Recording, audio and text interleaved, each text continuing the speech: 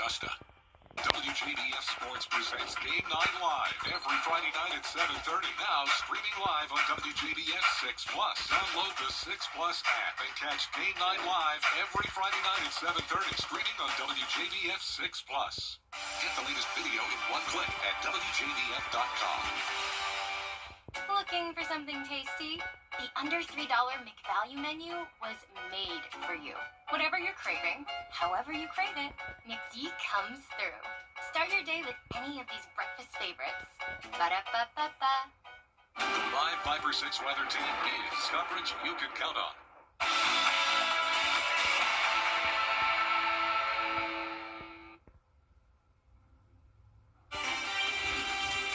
Right now on News Channel 6, we're taking a look in on the scene of an officer-involved shooting at a Sprint gas station in North Augusta. We have the latest information for you as your News at 6 starts right now. Live from Television Park, this is WJBF News Channel 6 at 6. Well, good Sunday evening to you. I'm Kim Vickers. Thank you so much for joining us. Our coverage you can count on begins with some breaking news out of North Augusta. Law enforcement and the Aiken County coroner are on the scene of a shooting at the Sprint gas station on Edgefield Road. That's where we find Francis Floresca. Francis, what can you tell us?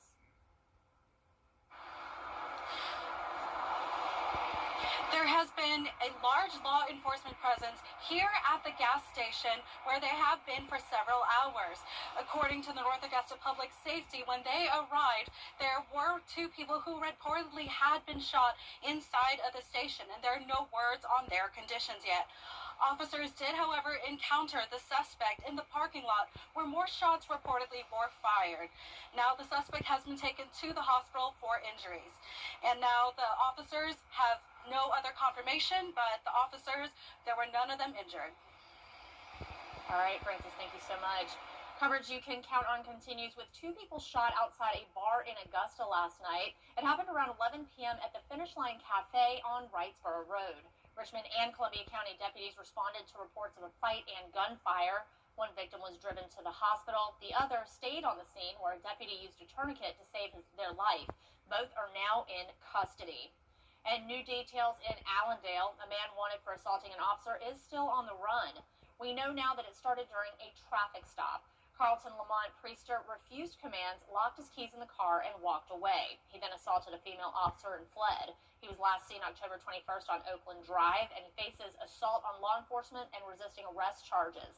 Please call the police if you know anything. And it's time now for a quick first check of your forecast with meteorologist Avery Gray. Avery, bad news for folks in Jamaica. Melissa is just wreaking havoc. Yeah, that's right, Kim. You can see behind me where I have the live look of Hurricane Melissa right now. That eye wall extremely strong. It's continuing to strengthen with wind speeds of 145 miles per hour. That's going to become a Category 5 storm in just a bit. Around Tuesday, that is when that's expected. But Jamaica right in the path of that hurricane, very bad hurricane force winds and flooding there, so keep them in your prayers. Here's a look at our live 5-6 radar where you can see we're starting to get a little bit of that drizzle into our area. More rain expected tonight and tomorrow. Live look at our interior Lambert Hyundai Skyview Cam over Augusta Regional Airport. You can see those gloomy skies back in play, and that is all because of a wedge setup once again, bringing our temperatures quite low. 56 in Aiken, 60 here in Augusta. Very comfortable dew point temperatures and a breeze. I'll have more and your 10-day forecast in just a bit. Back to you, Kim. All right, Avery, thank you. Well, today was the final day of the Georgia-Carolina State Fair. The fair was closed last year due to Hurricane Helene. This year, they welcomed back guests. 10 days of rides, food, and games. Families are spending the final day soaking in every last moment of fun. From cotton candy to funnel cakes to roller coasters, it's a tradition many say they look forward to year after year. Tell me why you're excited to be here at the fair today. Well, the reason why I'm excited is not only because there are a ton of rides, but also that roller coaster behind you, that's my most favorite ride. This ride. This what we're going to eat. I'm going to go on the fair wheel. It would have to be lemonade. The crowd, but we need the crowd to come out. If you're not ready for the fair fun to end, the Columbia County Fair opens on Thursday in Grovetown. Well, as the government shutdown continues, nearly We are continuing to see effects of the wedge setup today. I'll let you know how that plays a role into our weekday forecast after the break. Closed captioning on News Channel 6 is sponsored by Hearing Associates of South Carolina. The News Channel 6 mobile app is now even better. Download it today. Insurance companies don't make it easy after. Now, your most accurate forecast. With WJBF Live 5 or 6.